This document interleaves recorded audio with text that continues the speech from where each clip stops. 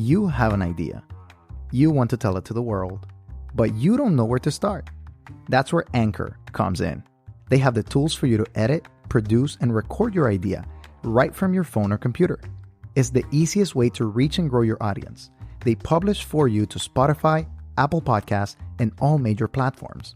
And to top it all off, they match you with advertisers so you can earn from your passion and your wonderful idea. So tell me, what are you waiting for? Download the Anchor app or go to anchor.fm to get started and follow your dream.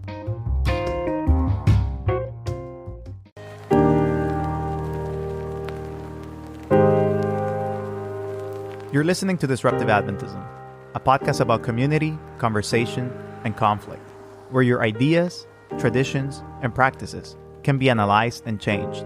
My name is Jose Briones, and I invite you to listen, to learn, and to live a life of purpose and disruption.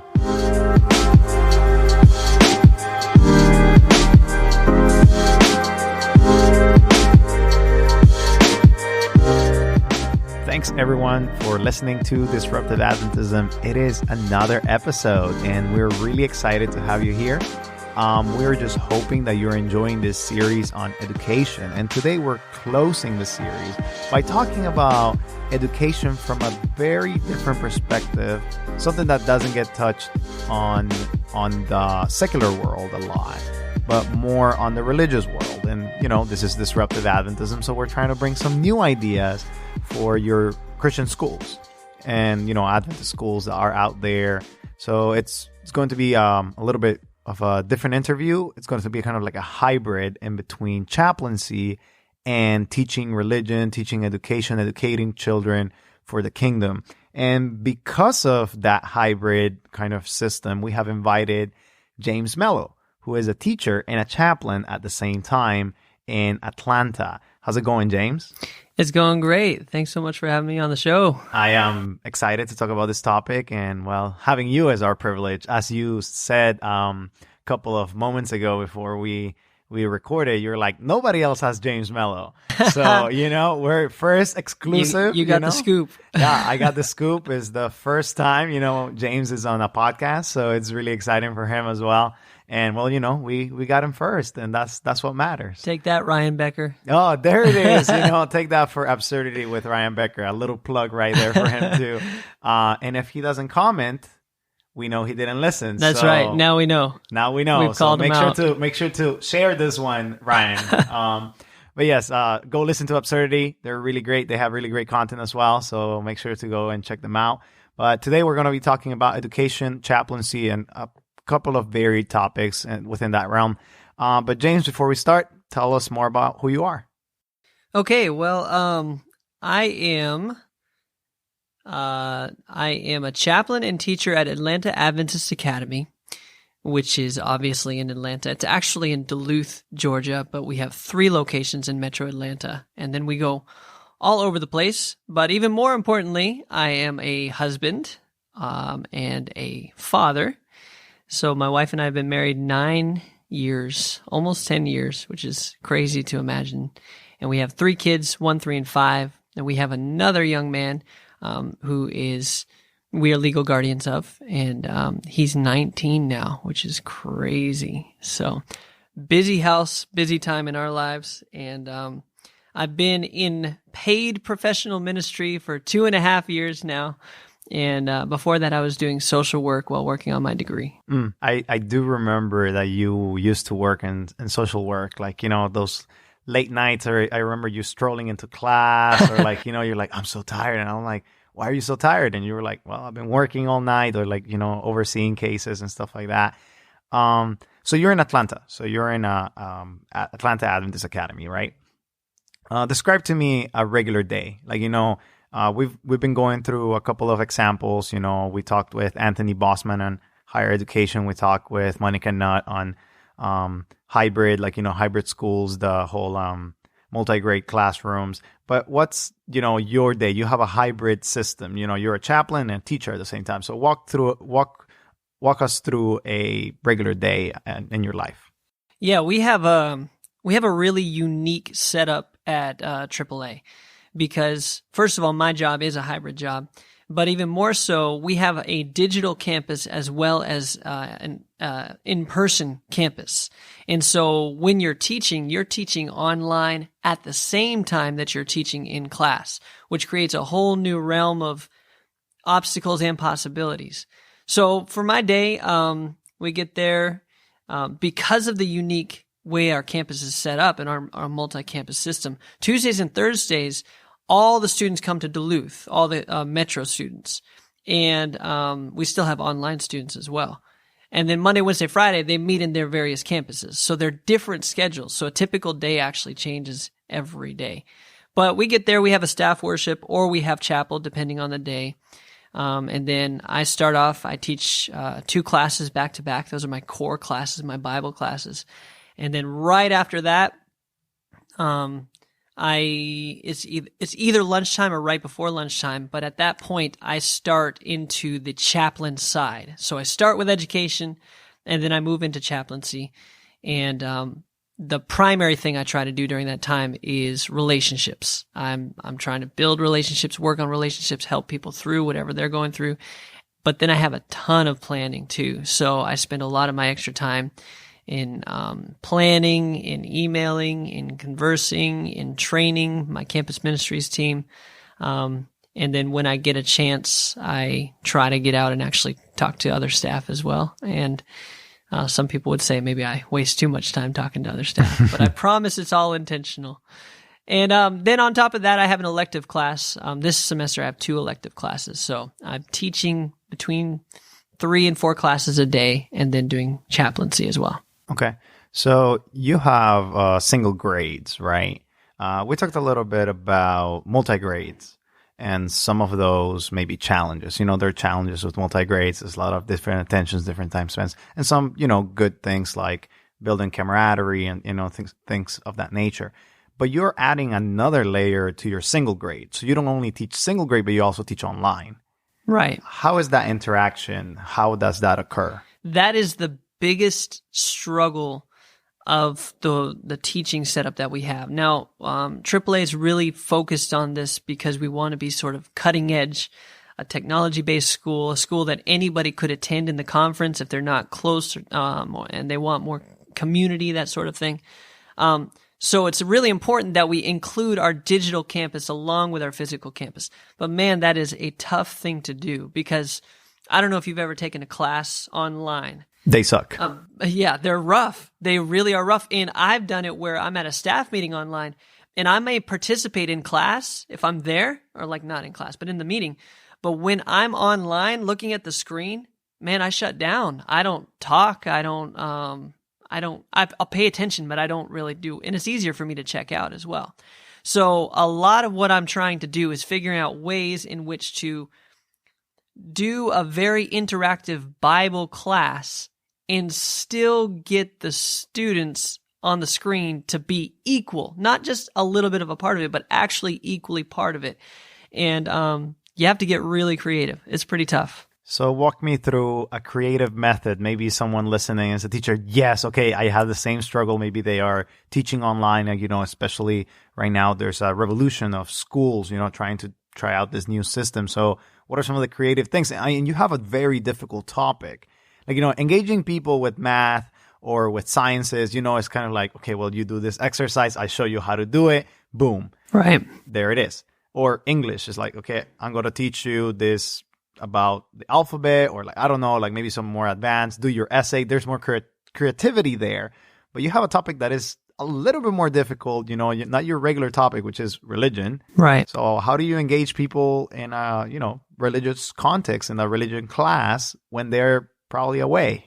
That's a good question because I'm a relational guy. Like, that's the most important thing for me. And so I come in and I'm like, yeah, I'm just going to have these little small groups. We're going to sit in a circle. We're going to talk. And then you got these people on the TV who can't sit in a circle with you and can't run up to the board and do something. And you can't play the same types of games or do the same types of things. So some of the ways I've had to do it, Encounters, by the way, is the curriculum we're using. And that's very interactive, but it's meant to be physically interactive.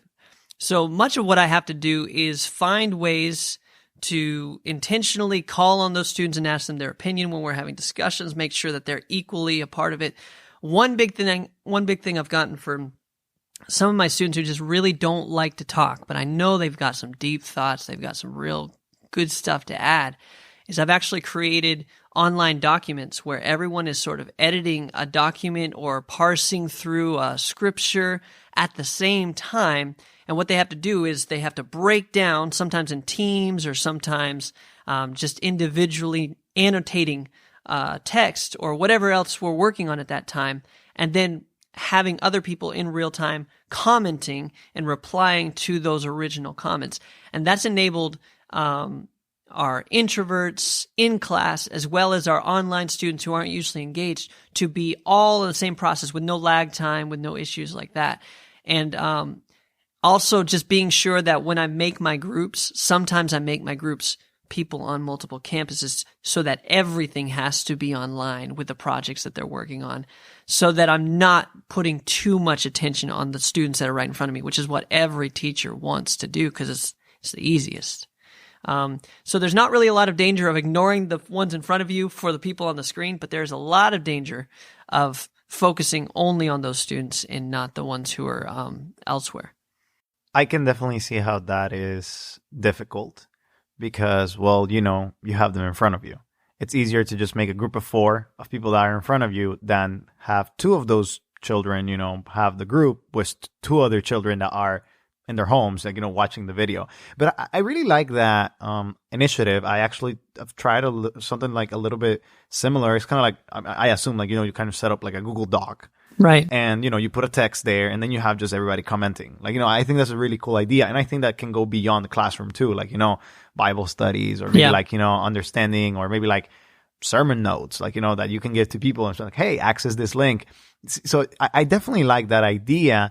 And have you run into complications that not technical, but with people misunderstanding each other or going over? Because when I know I've done collaborative work, it's hard.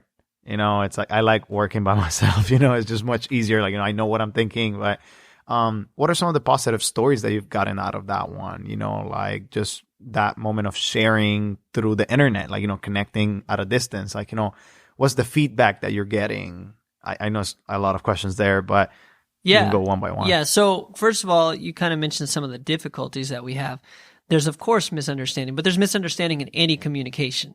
And so having a written word down and seeing the miscommunication actually helps me as a teacher. I'm basically, while I'm watching them work on this document or whatever we're doing, I'm assessing where they're at in the concepts that we're working on. Now I can see who's gone really deep and who's still at the surface and who was clearly not paying attention to the other part that we were working on. So it actually helps me quite a bit with that. And, as far as positive feedback, I haven't necessarily got students who just come up to me and say, wow, Mr. Mello, I'm really impressed by, this Google Doc that we worked on. But I have seen more engagement with especially students who normally don't participate at all. And you wonder if they're even there, but then you have them writing it out in real time, and sometimes they have the wisest answers. And it's kind of cool because I have also I-20 students. So I have a lot of students from Vietnam and China, and they have no background in religion really at all. They might be nominally Buddhist, but beyond that, it doesn't play a role in their lives. So here we are digging deep into the Bible. And so I got some students who are lifers in the Adventist church, and I've got some students who have no basis at all. And it's interesting to watch them try to answer each other's questions. And sometimes some of my I-20 students, because they come without any, preconceived notions, any bias, they can grasp some of the concepts a lot quicker or simpler than other people do, where other people are trying to complicate it. So it's been really cool to see that interaction where a bunch of students are just getting together and talking religion, basically, in a non-threatening way, in an equal way, so it's not 2 or 3 people dominating the conversation. And that's really cool. I think that works because, confession time, I guess, for me is that I talk a lot, and I guess that's why I'm the host of the podcast. That's why we're pastors. Yeah, I guess so, but not only that, but when I'm in a Bible study setting, I try to I'm always trying to get my opinion. Meanwhile, if everyone's writing, everyone has the opportunity to contribute without being intimidated by someone's voice, by someone's demeanor. It's a little bit more filtered, to a certain degree. So I definitely see that as a positive thing.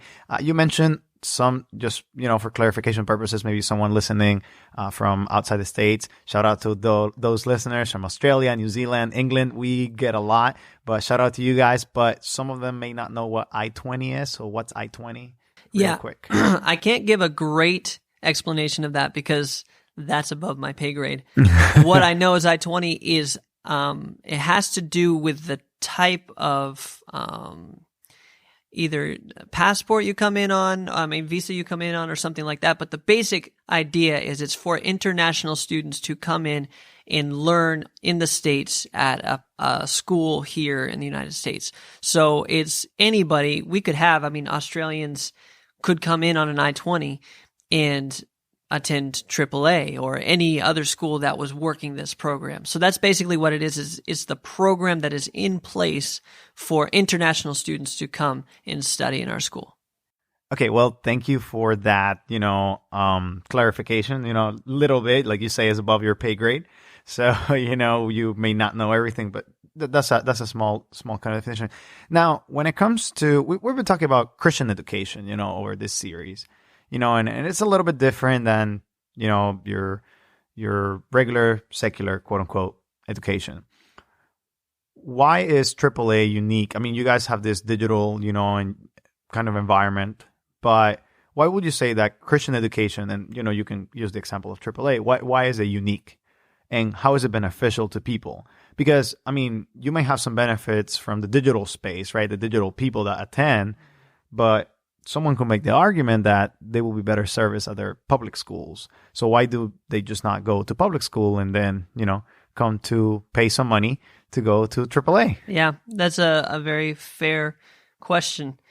And I have to be honest, I went to public school and I grew up only going to public school. I was homeschooled and then graduated from public school. So until I went to Southern Adventist University, I had never been, Union College first.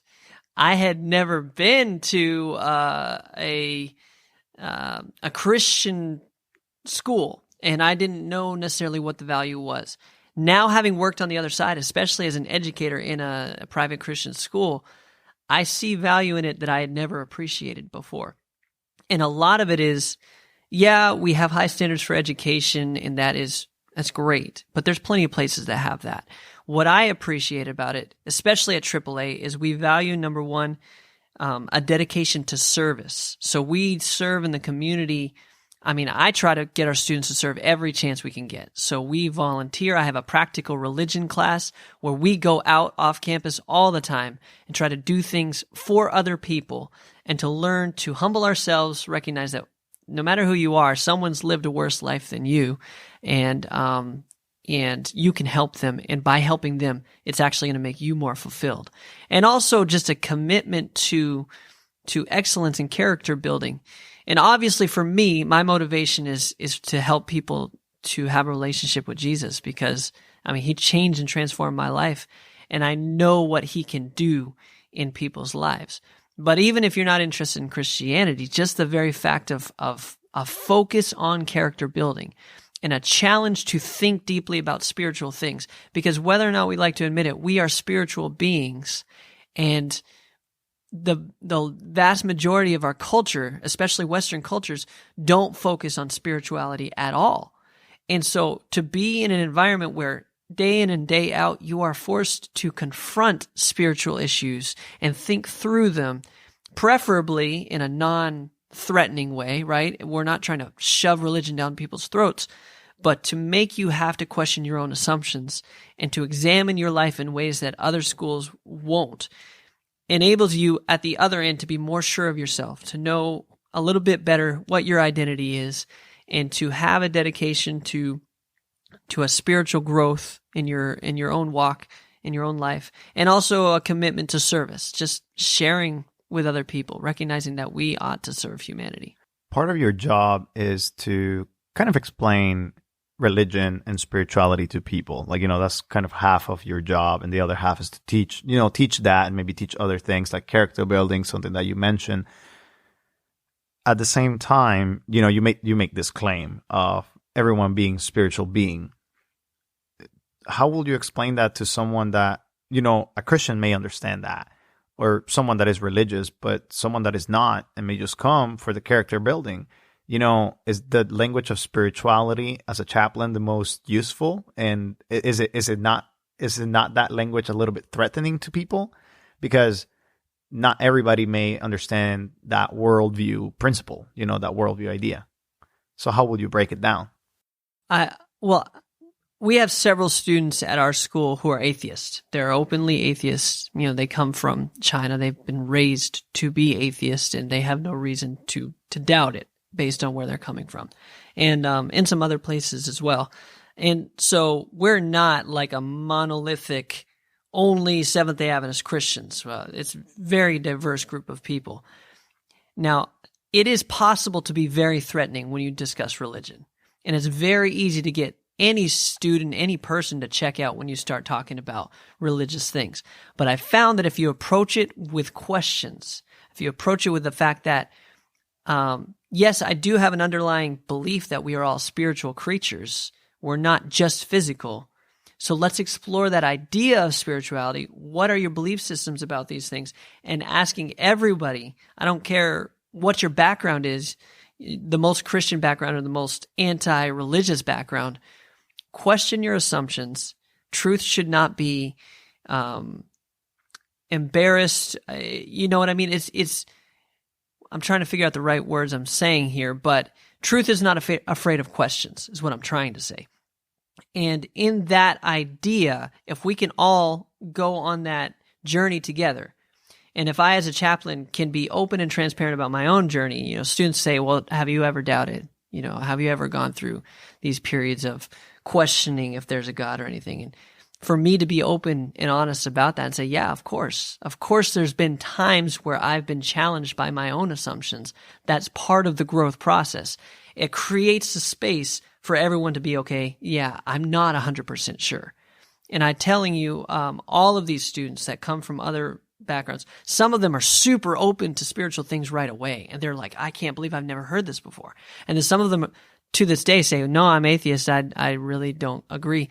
But they learn to really respect it, and they start questioning some of the ways that they were raised to believe a certain way and say, okay, I either have to own this or I have to let it go and choose something else. And bringing a person to their own individual decision is something that I don't think it has to be a threatening thing. By that same token, when you say make them choose, like, make them come to the realization of something that they have to do on their own, I hear that from, both perspectives.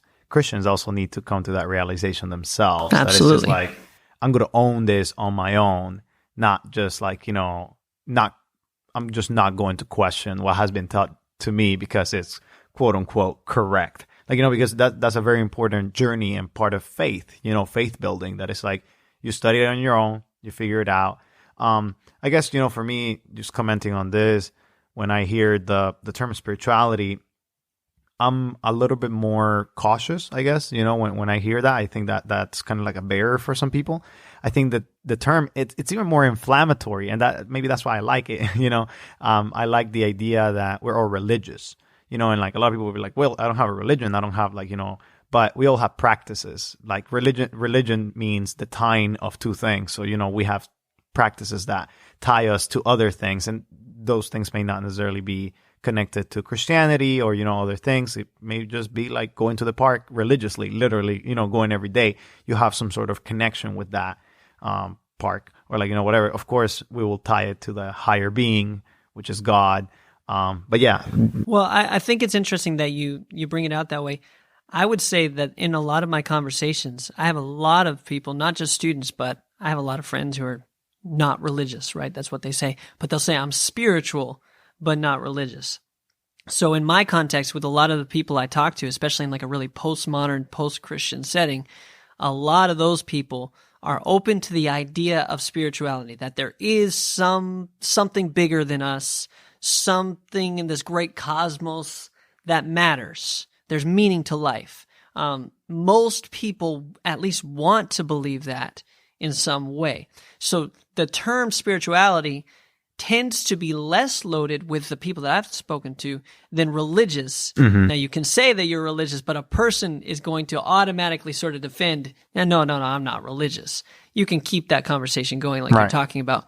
But I found that saying that everybody is spiritual, like there is a spiritual element to who you are, tends to be something that most people can accept because I think it's true. Right. There's this intangibility about yourself that is just like you, I guess some people or most people are kind of at least aware at some level that there is something beyond. Right. Like, I guess, we can engage in that conversation in another episode for sure.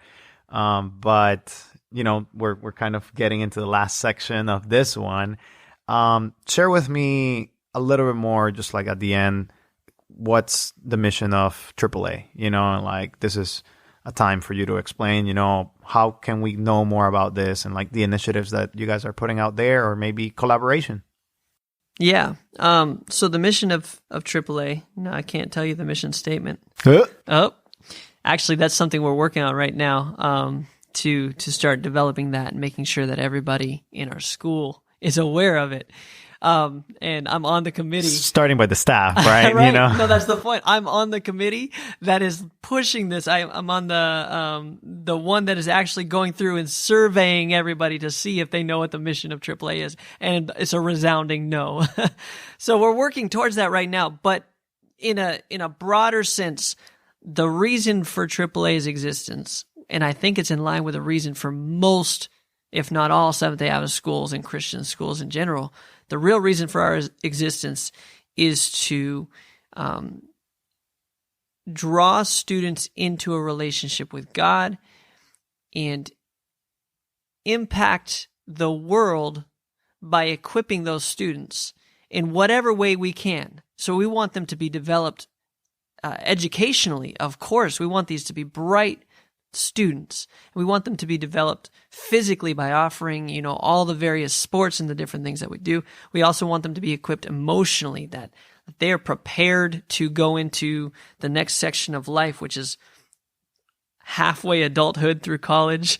We don't want them to be babies through that process. And then we also want them to be equipped and prepared if they want to be spiritually. And we can't force that on anybody, and we wouldn't want to, but we want to offer an invitation to a deeper relationship that can be so life transforming and inspiring.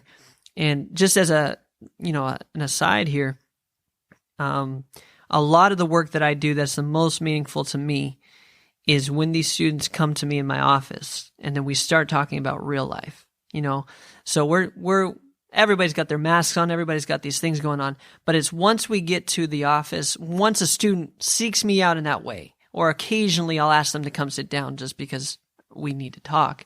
But then they start bearing their heart and they start getting down to what really matters to them, what's really going on. And I got to tell you, those of you who are working in an Adventist school setting, you probably already know this, but our kids are just dealing with some heavy things. And I think we do a disservice when we don't talk about real life and real issues and real problems. I've got all kinds of things, and I've only been there a year and a half, and the amount of painful situations and emotional trauma and difficulties in people's lives that they're working through that color their concept of God. So you can say God is loving, you can say everything about, we talk about the 2,300 days, all these doctrinal things, but if they have not worked through these big issues about cutting and depression and rape, all these big time traumas that we tend to avoid those hard conversations. If they haven't worked through that, they're not going to be healthy in any way, and they're certainly not going to be healthy Christians.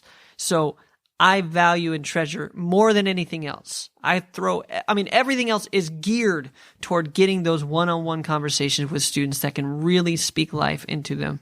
And I just pray for the wisdom to do it when it happens. And it's such an awe-inspiring moment to be able to to have that that influence in someone's life. And I think really at the core, that's what AAA is about. And that's what most teachers are about, is to get those moments where they can make a difference in students' lives. That's awesome to hear, and I'm really glad.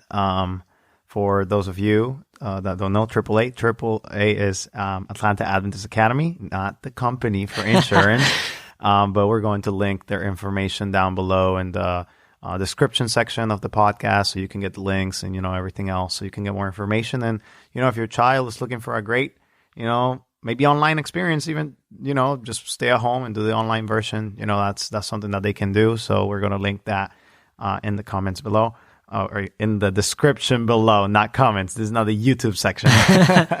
But as it is our tradition, we like to give the final word to our guests. So, James, tell us, what's the final word on chaplaincy, education, digital learning, and everything that we talked about? The final word today. Oh, man, I haven't prepared my speech. The final word today is be real, be right, and be relevant. And that's all I have to say.